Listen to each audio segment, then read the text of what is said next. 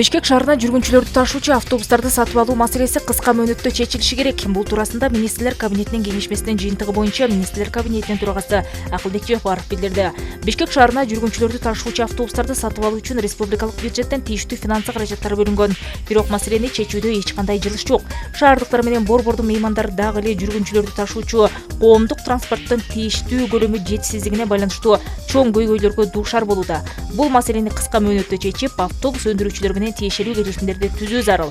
Создуктурууга убакыт жок деп белгиледи ал. Акылбек Жапаров маалымдагандай, Кыргыз Республикасынын президентинин Жашыл Мурас демилгесинин алкагында аркыл дарактардын көчөттөрүн отургузуу үчүн 20 гектар жер бөлүнгөн.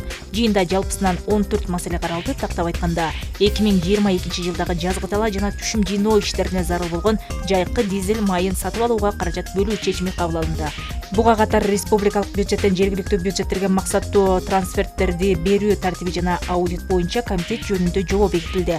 Ошондой эле 2021 жылдын 30 сентябрындагы номер 192 Кыргыз Республикасынын 2021-2025 жылдарга карата электр энергиясына орто мөөнөттүү трафиктик саясатын бекитүү жөнүндө министрлер кабинетинин токтомуна өзгөртүүлөрдү киргизүү жактырылды. Азыркы учурда министрлер кабинетинин бардык чечимдери ыкчам тартипте каралып, министрлер кабинетинин талкуусуна коюлат. Мамлекеттик органдардан келип түшкөн сын пикирлер да ыкчам каралып, министрлер кабинетинин жума сайын өткөрүлүүчү жыйналыштарында көпчүлүк добуш менен кабыл алынат.